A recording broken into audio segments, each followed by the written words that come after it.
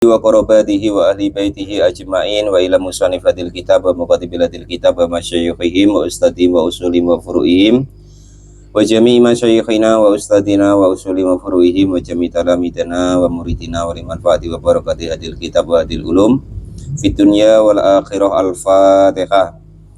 A'udzu billahi minasyaitonir rajim. Bismillahirrahmanirrahim. Alhamdulillahi rabbil alamin arrahmanir rahim maliki yaumiddin. Iyyaka na'budu wa iyyaka nasta'in. Ihdinas siratal mustaqim. Siratal ladzina an'amta 'alaihim ghairil maghdubi 'alaihim waladdallin. Bismillahirrahmanirrahim. Qala al-mu'allif rahimahullah wa nafa'ana wa nafa'ani bi ulumihi fid dharain amin ya rabbal alamin.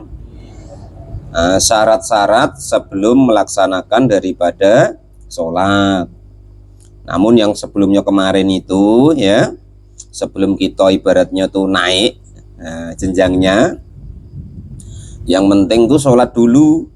Asal Islam, balik, berakal, maka mau tidak mau, benar nggak benar, sah nggak sah, dapat pahala atau tidak, diterima atau tidak, ya kan? Itu lewat waktunya atau tidak, maka wajib sholat. Awalnya kan begitu kemarin ya, asal memenuhi 3 syarat Islam, balik, berakal. Maka bagaimanapun caranya sholat 5 waktu itu jangan sampai ditinggalkan. Umpama kok masih latihan carry dulu nggak apa-apa, ya kan? Duhur asar dikerjakan sebelum tidur atau sudah maghrib, nggak apa-apa dulu. Ya, cuman kalau bisa jangan terus-terus begitu. Akhirnya sampai mati begitu terus pula, ya kan? Itu ya, setidaknya kan ada peningkatan.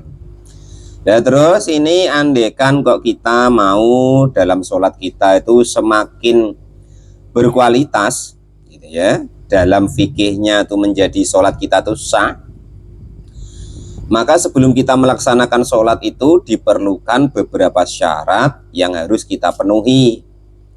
Nah, ini sama kalau kita nak pinjem bank atau kredit motor itu loh, kan ada syarat-syaratnya yang harus penuhi. KK, KTP, kalau bank ya anggunan dan lain sebagainya ya. Nah ini sholat itu sebelumnya ada yang begitunya gitu, cuman bukan anggunan tadi, tapi dalam rangka masalah yang berhubungan dengan sholat, itu begitu. Jadi faslun, adapun ada suatu fasol, wasalo itu sholati, dan adapun syarat-syaratnya sholat, qabla dukhuli, sebelum masuk, fiha, di dalam sholat, itu khamsatu asya'a, ada 5 perkara. Jadi sebelum kita sholat, andaikan kita ingin sholatnya itu berkualitas atau sah dalam syariatnya itu ya, atau dalam fikihnya, maka kita harus usahakan memenuhi 5 syarat ini. Wasartu, dan adapun yang disebut syarat itu jam'u syurutin, jamaknya lafadz syarat. Wawa, adapun yang disebut syarat lugatan dalam tata bahasa itu alamatu, tanda-tanda bahwa kita nanti mau sholat, maka harus kita penuhi beberapa syarat ini. Wasaraan, dan di dalam syariatnya itu sesuatu tatawakofa, yang menjadi berhenti, apa syihatus sholati, kipasnya dimatiin kalau ganggu. Sesuatu tatawakofa, yang menjadi berhenti, apa syihatus sholati, sahnya sholat, alaihi, kepada ma. Artinya yang disebut syarat kalau dalam fikihnya yaitu sesuatu yang harus kita penuhi, yang nanti menjadikan andekan kita sholat itu menjadi sah sholatnya, itu disebut syarat. Dan ini dikerjakan sebelumnya. Walaisa, dan tidak ada apa syarat, tidak ada itu juz'an, bagian minha, dari sholat, artinya belum mengerjakan, kan gitu, belum mengerjakan sholat, maka harus dipenuhi syarat-syarat ini. Wa kharaja, dan berbeda apa al-qayyidu, apa tuh namanya, peraturan atau batasan, apa rukun. Berbeda dengan rukun, fa innahu, maka sesungguhnya rukun itu juz'un, bagian minas sholati, dari sholat. Jadi kalau syarat itu sebelum melakukan, kalau rukun adalah ketika sudah melakukan, itu disebut syarat. Fa'inahu maka sesungguhnya rukun itu juz'un bagian minas sholati dari sholat. Nah, taubahnya begini loh. Kalau yang disebut syarat itu yang sama seperti saya contohkan tadi. Mas Kemi sebelum nikah besok, ya kan syaratnya kan KK, KTP, nah, terus N1, N2 dan lain sebagainya.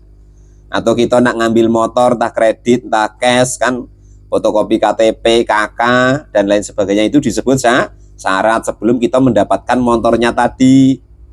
Nah kalau rukun itu ketika Mas Kemi sudah ijab kabul, nah itu rukun-rukunnya. Nanti ada wali, ada saksi, naik pula itu ngurung untuk kan itu. Padahal mu'alif rahimahullah taubahnya kalau bedanya rukun dengan syarat itu begitu ya. Nah, kalau mau utang bank syaratnya kan KTP, KK ya kan, surat nikah, anggunan dan lain sebagainya. Jadi sebelum dapat utangan itu namanya syarat. Nah ketika sudah dapat maka ada rukun-rukunnya nanti ya, sholatnya itu disebut rukun kalau penentu sah dan tidaknya. Kalau di sholat nanti ya takbiratul ihram dan lain sebagainya, baca Fatihah. Nah kalau umpama kok utang bank ya bayar angsuran tiap bulan sekian, nah, kan gitu. Kalau kredit motor ya bayar angsuran sekian. Kalau kok nikah tadi ya Mas Kemi harus ngasih belanja sekian, nah, seperti itu gambarannya rukun. Kalau syarat surat-surat sebelumnya. Umurnya sudah nyampe apa belum Mas Kemi? Kalau nanti nikah sudah ya. Kalau belum nyampe umurnya, kaki di bawah umur, repot nanti Pak Imam ngurusnya itu. Walal mu'alif rahimahullah wa nafa'ana wa nafa'ani bi ulumi fitarin amin ya rabbal alamin. Jadi ini sudah bisa dipahami ya antara syarat dengan rukun ya. Kalau syarat berarti sebelum melakukan sesuatu tersebut. Kalau rukun berarti ketika melakukan sesuatu tersebut. Itu seperti itu. Sekarang ada 5 syarat tadi. Al-awalu adapun yang pertama itu toharatul a'dha'i, mensucikan anggota badan minal hadasi dari hadas, al asgori yang kecil, wal akbari dan yang besar, ingdal kudroti ketika mampu. Jadi ketika kita sebelum sholat ya harusnya dibenerin dulu wudhunya, syaratnya bagaimana, rukunnya bagaimana, nah itu kalau kita mau sholat. Terus hadas besarnya, andaikan punya hadas besar, nah Mas Kemi ya urung dibuju ya. Kalau sudah punya istri, coba kalau itu mimpi ya kan, itu wajib mandi loh Mas Kemi ya.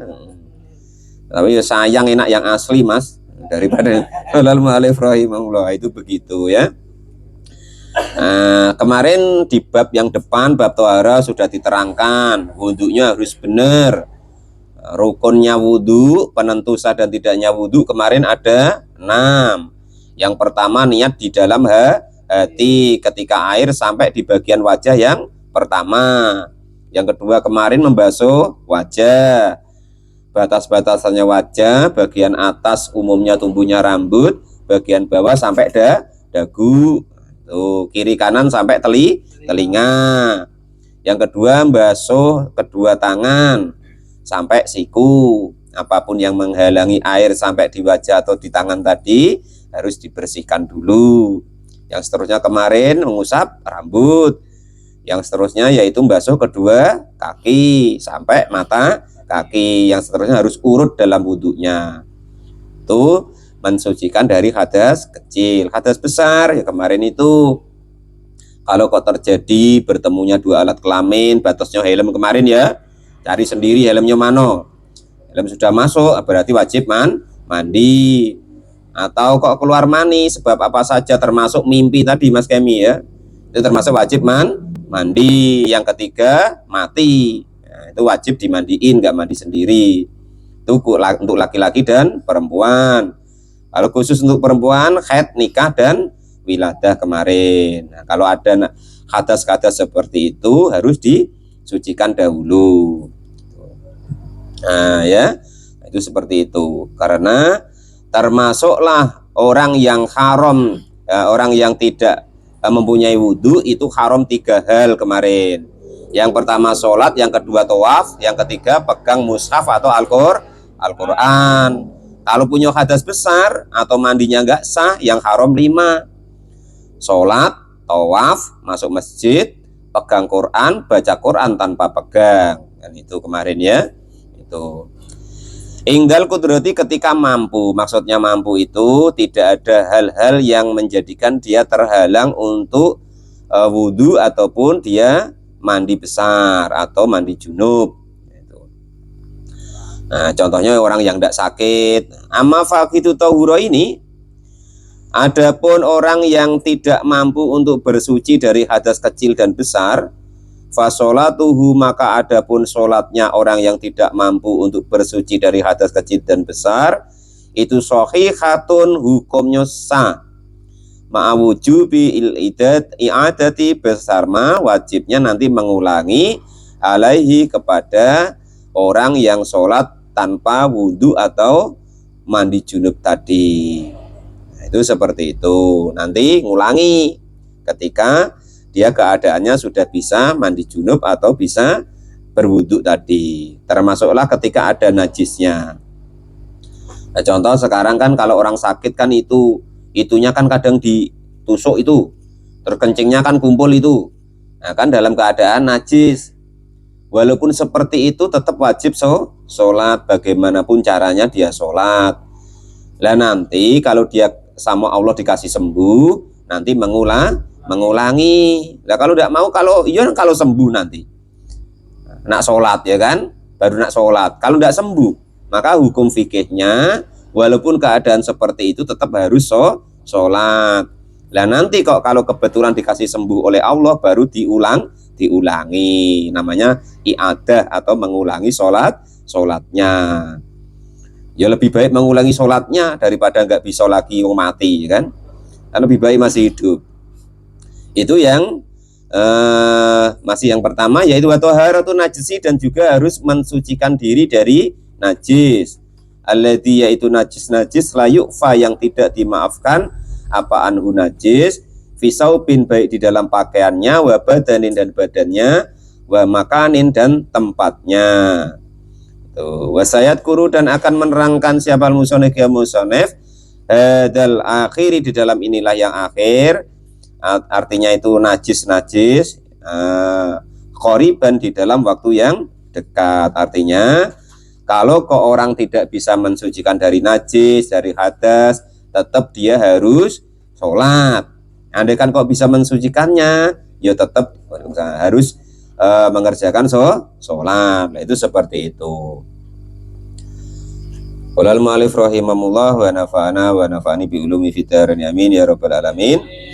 Nah, jadi sudah dipahami ya, ngapa kok toharoh itu penting. Kemarin itu kok dibahas dahulu, dikarenakan itu sebagai syarat untuk kita sah dalam melaksanakan sholat.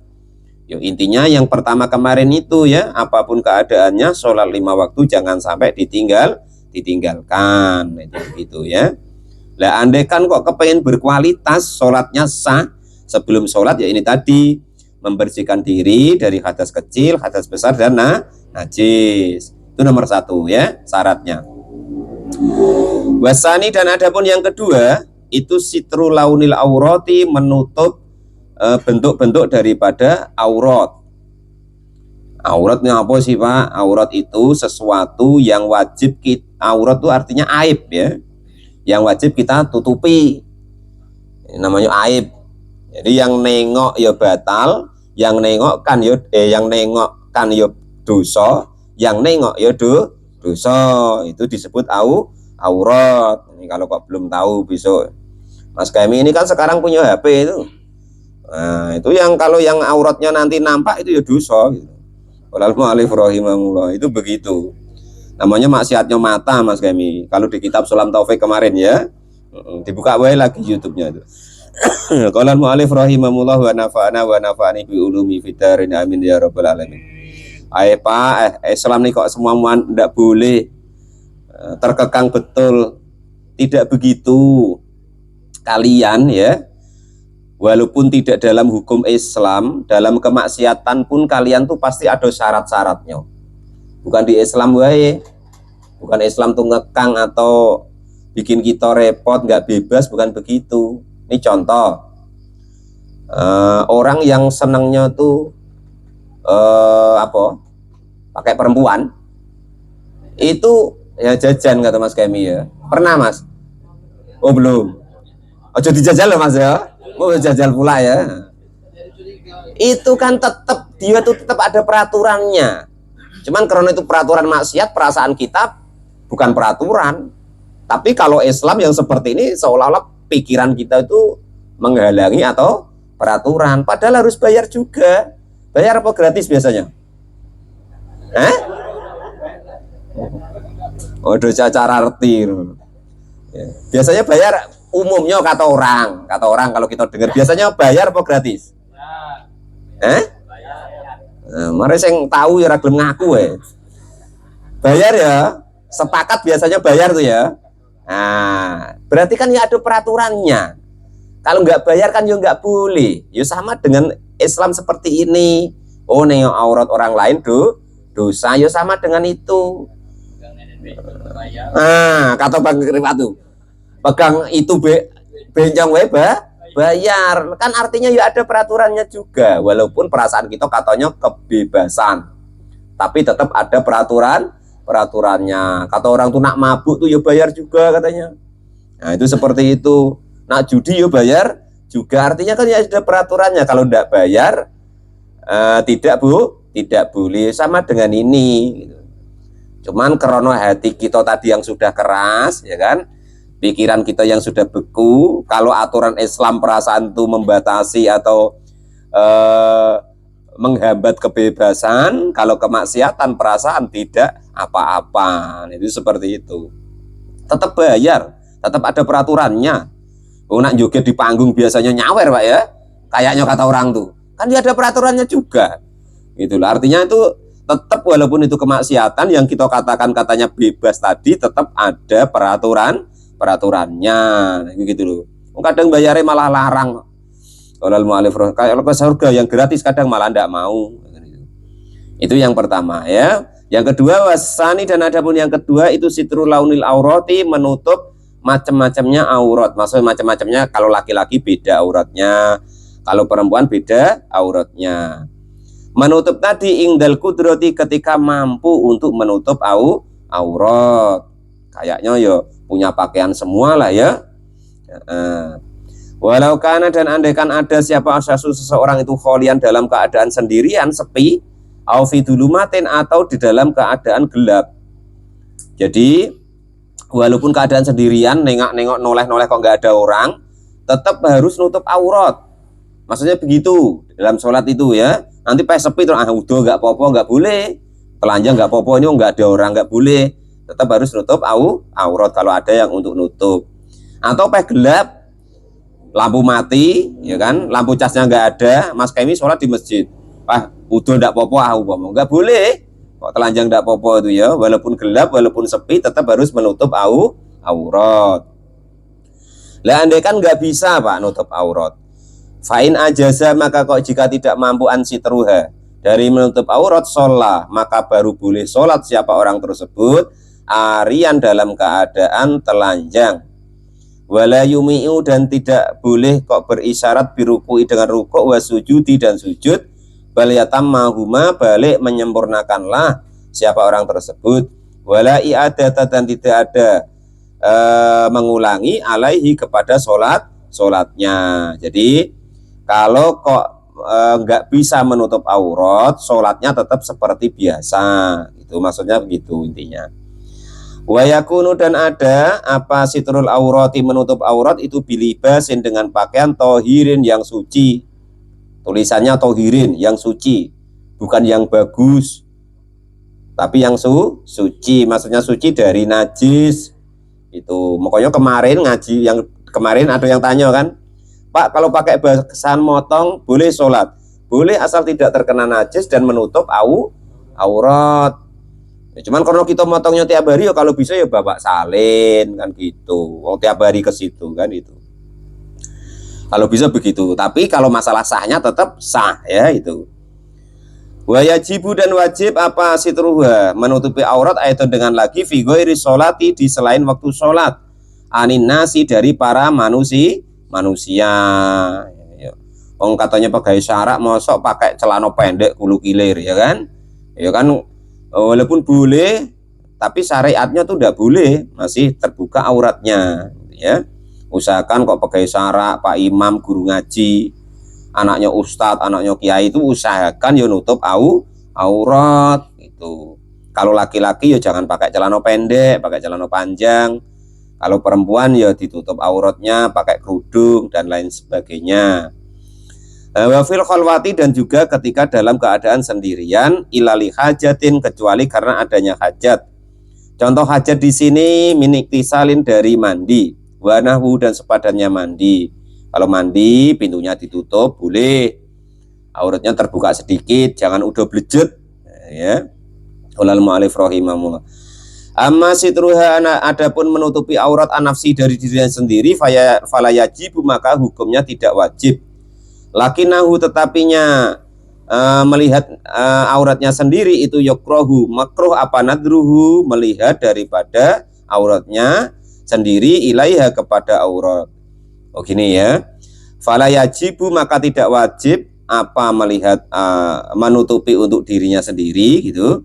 Lakinahu, tetapi menutupi aurat untuk dirinya sendiri itu yukrohu, hukumnya makruh apa nadruhu, melihatnya auratnya sendiri ilaiha, kepada auratnya sendiri. Artinya gini, untuk dirinya sendiri itu tidak haram melihatnya, tapi tetap hukumnya makruh. Jangan nanti diulek ditengoki ya kan. Sekarang kok begini kalau sudah khitan, dulu kok enggak ya kan itu. Dan sekarang kok ada apa namanya? Ini enggak boleh juga. Kecuali memang ada penting untuk diobati. Nah, sekarang diterangkan apa Mas Bri? Oh, Joko Tengu kan ya. Kalau bisa yang suruh nyari itu yang istrinya apa siapa gitu ya. Jangan nanti yang Joko Tengu Mas Pri yang suruh nyari Mas Kemi. Di video pula elok kan, enggak boleh ya. Sekarang aurat-aurat. Wa auratu dzakari, dan adapun auratnya laki-laki itu anggota badannya baina surati, di antara pusatnya, warukbatihi, dan di antara lututnya. Jadi kalau laki-laki itu agak ringan auratnya, antara pusat sampai lutut. Nah, kalau bisa itu begitu. Jangan sampai pahanya nampak ya. Nanti itu yang nengok ya dosa, yang nengok kan ya dosa. Namanya aurat tuh aib. Jangan sampai kita umbar ya. Qala al-mu'allif rahimahullah. Wa kata demikian juga siapa lama tuh hamba saya. Hamba saya sama dengan laki-laki. Nah, sekarang auratnya perempuan. Wa auratul khurrati, dan adapun auratnya perempuan fi sholati, di dalam sholat itu anggota badannya, siwa wajhiha, selain wajahnya, wa kaffaiha, dan kedua telapak tangannya, dohiron, yang bagian luar, wa batinan, dan bagian dalam, ilal kau'aini, hingga kedua pergelangan tangan. Jadi kalau auratnya perempuan ketika sholat ya, itu wajah yang boleh nampak, sama kedua telapak tangan, dohiron wa batinan, berarti batas ini ilal kau'ain, hingga sampai lekuan ini, itu yang boleh nampak. Selain itu kok ada yang nampak, maka nanti menjadikan sholatnya tidak sah. Itu dalam sholat loh ya, menurut Imam Syafi'i begitu. Amma auratul khurrati, adapun auratnya perempuan, kharijah sholati, di luar sholat, fajami'u badaniha, maka seluruh badannya. Itu kalau auratnya perempuan dalam madhab Syafi'i itu seluruh badannya. Makanya kita jangan ngejek-ngejek kalau ada perempuan kok pakai apa tuh, cadar, pakai burda itu ya. Karena dalam madhab Syafi'i memang begitu. Beda kalau madhab Imam Malik, Imam Hanafi, memang dia malah tidak boleh ditutup wajahnya. Itu karena sering disalahgunakan, disalahartikan. Selain disalahgunakan, salah artikan, nanti kadang laki-laki juga macak seperti perempuan, sehingganya kumpul sama perempuan, itu begitu. Maka dalam madhab lainnya itu ada yang memang harus dibuka wajahnya. Lagi pula biar nggak ketuker ya. nanti pas badannya bentuknya sama, apa tuh namanya, seragamnya sama, ya kan, akhirnya salah gandeng Mas Ulis ya, tiba di rumah malah keliru loh, kok keliru, kok beda, nah, kan gitu kalau ditutup semua. Itu madhab yang lain maksudnya begitu. Qala al-mu'allif rahimahullah. Nah, kita harus saling menghormati tentang masalah madhab-madhab yang lain. Mana tadi? Wa auratiha, dan adapun auratnya perempuan fil khalwati, di dalam keadaan sepi, itu kadzakari, seperti laki-laki. Kalau pas sepi itu seperti laki-laki, antara pusat dan lutut, dewean di kamar dikunci. Nanti kok enggak begitu, bahaya. Wal auratun, dan adapun yang disebut aurat, nah ini yang harus dipahami. Lugatan dalam tata bahasa itu anaksu, kekurangan atau aib ya. Watat luku, dan diucapkan apa aurat syar'an dalam syariatnya, alama, atas segala sesuatu, yajibu yang hukumnya wajib, apa sitruhu, menutupi ma. Yang disebut aurat menurut syariatnya yaitu sesuatu yang wajib ditutup, jangan sampai ditengokkan ke orang. Ya, jangan nanti nengokkan aurat malah bangga kok dengan dosa ya. Kalau bisa jangan begitu. Ingat-ingat itu atau Nabi, inna ummati mu'afan illal mujahirin. Nanti semua umat Nabi itu akan dimaafkan oleh Allah kecuali yang bangga dengan dosanya. Ini nampakin aurat kok bangga, ya kan? Nah, itu agak berat nanti kalau menurut Nabi dalam hadis itu dimaafkan ya. Itu. Bahwa adapun sesuatu yang wajib ditutup itu al-muradu, yang dikehendaki, huna di sini hukum. Wa alama, dan atas sesuatu yakhrumu, yang hukumnya haram, apa nadruhu, melihat sesuatu tersebut. Tapi Pak sudah tua ya Pak, walaupun sudah tua usahakan auratnya ditutup. Apalagi kok perempuan sudah tua, usahakan ditutup auratnya. Lepas ndak tek yang doyan, bukan masalah doyannya, masalah kalau melihatnya dosa gitu loh ya. Nah, kalau muda gitu Mas Pri agak senang juga ya kan, Mas Obot, apalagi Mas Kemi ya kan. Kesempatan ya kan, kalau muda dosa-dosa dapat vitamin mato ya. Ya coba kalau tua bukan dapat vitamin tapi dapat formalin malah. Atau guru-guru itu begitu ya. Wadakara, dan menerangkan siapa al-ashabu, murid-murid Imam Syafi'i fi kitab nikah, di dalam kitab nikah, seperti diterangkan di pengajian malam Sabtu ya kan. Nah, apa-apa perempuan itu yang boleh dilihat dalam keadaan apa, kemarin ada beberapa itu. Itu yang nomor 2, yaitu menutup aurat. Yang pertama tadi suci dari hadas, najis, dan hadas dan najis. Sekarang yang kedua menutup aurat, itu syarat yang kedua. Wasalisu, dan yang ketiga itu al-wukufu, diam, ala makanin, atas di suatu tempat tohirin yang suci. Fala tasfiha, maka hukumnya tidak sah apa sholatu sahsin, sholatnya seseorang, yulako, yang bertemu apa ba'du badani, sebagian badannya, aulibasi, atau pakaiannya bertemu najasatan kepada najis, fikiamin, di dalam berdirinya, au kuutin, atau duduknya, au rukuin, atau rukuknya, au sujudin, atau sujudnya. Maksudnya ketika pergerakan sholat itu jangan sampai tersentuh najis, nah, gitu ya, baik pakaiannya maupun badannya ketika pergerakan sholat, dari mulai takbiratul ihram hingga sampai salam. Nah, itu geser-geser dikit kalau ada najisnya ya. Itu caranya begitu. Qala al-mu'allif rahimahullah, itu yang nomor 3. Sekarang yang nomor 4. Warobiu, dan ada pun yang nomor 4 itu al-ilmu, mengetahui bidukhulil waktu, dengan masuknya waktu. Audonnu, atau audonna, atau menyangka dukhulahu, kepada masuknya waktu, bil ijtihadi, dengan suatu usaha. Falau sholah, maka andekan sholat siapa seseorang bi ghairi dalika, dengan tanpa mengetahui bahwa masuk atau belum waktunya, ya lam tasihha, maka hukumnya tidak sah apa sholatuhu, sholatnya orang tersebut. Wa in sotifa, walaupun bertepat apa waktunya. Jadi syarat yang keempat harus berusaha mengetahui bahwa sudah masuk waktu sholat. Kalau sekarang sih enak ya, jam ada, bahkan ada alarmnya sudah ya kan. Waktunya duhur, waktunya subuh. Raketang ya yang diomongin begitu ya masih ngebungker ya kan, masih tidur lagi. Tapi setidaknya zaman sekarang sudah enak. Kalau zaman dulu ya memang susah betul, jam tidak ada dan lain sebagainya. Lah intinya ketika kita mau sholat harus berusaha mengetahui masuk apa belum waktunya. Nah, itu seperti itu ya. Jangan kok tiba-tiba bangun langsung sholat. Dan kalau bisa nengok jam tuh sekali dua. Kalau perlu jamnya itu cak satu apa dua. Jamnya cuma satu, nengoknya cuma sekali, bangun tidur pula ya kan. Oh, wah pas ini jam 12 lewat 10 menit waktunya duhur. Nah, rupanya jamnya mati. Ya kan itu. Walal mu'alif rahimahullah. Atau agak-agak masih bangun tidur ya kan. Jam setengah 11 dikiranya jam 12 lewat. Nah, akhirnya jadi masalah. Merutuk kawannya.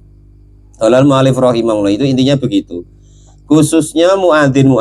Nah itu usahakan hafal waktu sholat ya, hafal waktu sholat, usahakan begitu.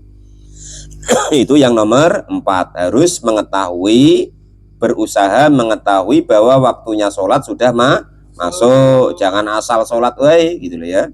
Artinya ada niatan untuk melaksanakan sholat di dalam waktunya. Wal khamisu, dan adapun yang nomor 5 itu istiqbalal kiblati, menghadap ke arah kiblat. Ayil Ka'bah itu artinya Ka'bah. Sumiyat dinamakan kiblatan kepada kiblat li anal musolli, karena sesungguhnya orang yang sholat itu yuqabbiluha, menghadap kepada kiblat. Wa Ka'batun, dan adapun disebut Ka'bah lirtifaiha, karena tingginya. Wa istiqbaliha, dan menghadap kepada Ka'bah bisodri, dengan dada. Itu surito disyaratkan liman, bagi orang-orang qadaro yang mampu alaihi, kepada menghadapkan Ka'bah dengan dadanya, artinya yang di depan Ka'bah gitu. Kalau di sini ya pokoknya kiro-kiro ya. Lupa sekarang kan ada apa namanya, kompas, ya terserah lah ya. Namun gini pendapat para guru-guru kita, para ulama-ulama ya, termasuklah Syekh An-Nawawi Al-Bantani itu. Ini dicontohkan tuh begini. Ini kan hadapnya ke sana nih. Itu Pak Janis kan agak ke sana. Tapi kalau bahasa kita itu menghadap kepada guru apa enggak? Nah, gitulah gambarannya kita menghadap kiblat itu ya. Jadi suatu saat jangan ribut lagi masalah arah kiblat. Ya kan sudah dibangun sama orang-orang tua kita masjid begitu, begitulah. Ya pokoknya sepakat diiring-iringkan ya terserah. Cuman ini saya menyampaikan bahwa seperti itu kiranya ya, tidak harus kok pas gitu nian. Kita bisa ngomong harus pas nian kan di sini.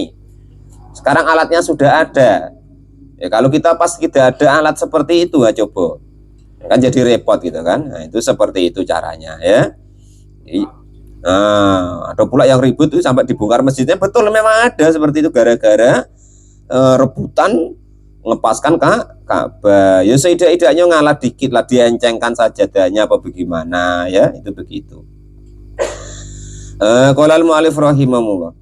Wa yajuzu, dan diperbolehkan apa tarku istiqbalil kiblati, meninggalkan menghadap kiblat fi sholati, di dalam sholat, fi halata, ini di dalam dua keadaan. Yang pertama, fasidatul khaufi, maka ketika dalam takutnya, sangat takut, fil qitali, di dalam peperangan, mubahin, yang dibolehkan. Fardun, baik itu fardu kanat, adanya apa, sholatu sholat, au naflan, atau sunnah. Jadi ada hal-hal tertentu, keringanan yang kita itu boleh tidak menghadap kiblat. Yang pertama yaitu ketika perang. Kalau sekarang kan kita aman-aman saja, itu masih pada tidak mau sholat ya kan. Saudara-saudara kita loh ya, yang dalam keadaan perang tuh sholat pelurunya berdesing sing dalam sholat ya kan, lagi takbir Allahu Akbar, bom bledos duar. Nah kita yang aman-aman loh, nggak mau sholat ya kan. Ini ingat-ingat kata saya ya, nikmat Allah yang seperti ini, aman, nyaman, sentosa, bebas sholat, bebas jamaah, bebas ngaji, ini akan terasa nikmat ini ketika nanti dihilangkan oleh Allah ya. Ketika dihilangkan oleh Allah nikmat seperti ini, itu baru terasa bahwa dulu tuh enak nian. Ketika aman. Nah, itu. Contoh ingat kita dulu waktu ada Covid apa-apa. Ya kan? Ketika sebelum Covid ya kan tidak mau pada jamaah. Ketika dilarang pemerintah ada pembatasan sibuk. Ya kan, padahal bukan tidak boleh berjamaah, tapi ada pengaturan di situ karena ada suatu musibah atau bencana atau penyakit menular. Nah itu sibuk pol ya kan, cacak soalim, wah sholat kok dilarang ini, nah, kan itu. Padahal ketika itu ya tidak mau sholat dia, ya nggak jamaah juga, juga ke masjid juga, ya kan. Ketika ada aturan di masjid ya baru sibuk ngafir-ngafirkan pemerintah lah segala macam ya kan itu. Nah, itu padahal ya tidak tahu sholat, nggak pernah ke masjid itu. Nah, itu maksudnya begitu. Jadi ada hal-hal tertentu yang kita itu boleh tidak menghadap kiblat. Yang pertama ketika dalam keadaan perang. Dan mumpung kita itu masih aman, sentosa, tidak perang, tidak sibuk, ya kan? Itu kita sholatlah, jangan sampai nggak sholat. Aman, nyaman, sentosa itu kenikmatan terbesar di negara kita. Ya, negara Indonesia tuh sungguh membahagiakan. Perkara katanya berita pemimpinnya korupsi, ini itu bukan urusan kita. Urusan kita nyaman dalam mengabdi beribadah kepada Allah Subhanahu wa Ta'ala. Jangan sampai nikmat-nikmat yang istimewa ini dicabut oleh Allah karena kita nggak mau bersyukur dengan hal nyaman sentosa, tapi kita nggak mau sholat atau nggak mau berjamaah itu loh. Kalau kita ngingkari nikmat seperti ini terus, ya kan, kita menganggap ini bukan nikmat berkah yang besar dari Allah, nanti lama-lama dicabut, kan sayang. Kan gitu. Wa fi nafilati, dan juga di dalam sholat-sholat sunnah, fi safari, dalam perjalanan, ala rohih, di atas kendaraan. Falil musafiri, untuk sholat sunnah lah ya. Falil musafiri, maka itu bagi orang yang sedang bepergian, safaron, dengan bepergian mubahan yang dibolehkan. Walau qasiron, walaupun jarak dekat, apa at-tangfilu, untuk melaksanakan sholat sunnah, shawaba maksodihi, kepada arah bertepatan dengan maksud tujuannya. Waraqibu dabati, dan adapun orang yang naik kendaraan, layajibu, tidak wajib alaihi, kepada orang yang naik kendaraan, apa wadhu jabatihi, meletakkan keningnya, ala serjiha, atas alas kendaraannya, masalan umpamanya. Bal yumi'u, balik berisyaratlah siapa orang tersebut, biruku'ihi, dengan rukuknya, wa sujudi, dan sujudnya. Wa yakunu, dan ada apa sujudi, sujudnya itu akhafadu, lebih rendah, min ruku'ihi, dari rukuknya. Jadi gini, kalau kita dalam keadaan sholat sunnah ataupun bahkan ya sholat fardu, itu ada keringanan ketika kita melaksanakan sholat. Boleh ibaratnya sujudnya itu tidak ideal seperti yang biasanya kita sholat di sini. Itu boleh rukuknya pakai isyarat begini, sujudnya juga begini. Yang penting syaratnya antara rukuk dan sujudnya itu lebih rendah daripada rukuknya. Nah, itu caranya begitu. Kalau dalam keadaan naik kendaraan. Amal masih, adapun orang yang dalam perjalanannya itu berjalan kaki, apa masih ada Pak sekarang ini, bahas dulu, ataupun andaikan kok ada perjalanannya dalam keadaan jalan kaki, fayutimu, maka menyempurnakanlah ruku'i, kepada rukuknya, wa sujudi, dan sujudnya.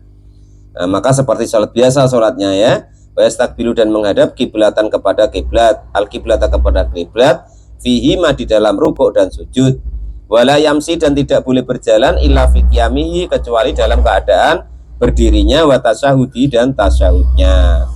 Nah itu andaikan kita ingin sholatnya itu semakin berkualitas, bahkan sah dalam syariat atau fikihnya, maka harus kita penuhi dulu 5 syarat.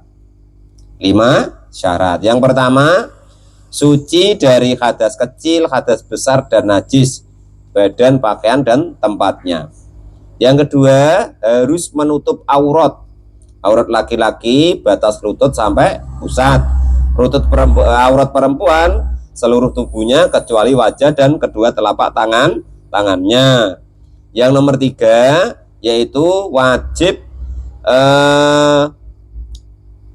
di tempat yang suci, yang andaikan rukuk, sujud ataupun duduk nanti badan dan pakaiannya tidak tersentuh najis. Yang keempat, syaratnya harus jangan ngelindur, jangan ngigau, artinya sadar mengetahui waktunya sholat, seidak-idaknya menyangka oh sudah sudah maghrib, ya kan. Kalau siang, kalau orang dulu ya apa tuh ya kayak elang tuh, itu berarti sudah duhur dan lain sebagainya. Yang terakhir harus menghadap ke kiblat, dikira-kira lah kiblatnya tuh sebagaimana, itu caranya begitu. Nah, itulah syarat-syarat yang harus kita penuhi ketika kita mau melaksanakan daripada sholat. Ini termasuk penentu ya, penentu sah dan tidaknya sholat kita, bagian pertama ya. Besok baru kita ketika dalam keadaan sholat penentunya apa saja, itu namanya nanti rukun-rukunnya sholat. Faslun fi arkanis sholat. Wallahu a'lam bishawab. Alhamdulillahirabbil alamin.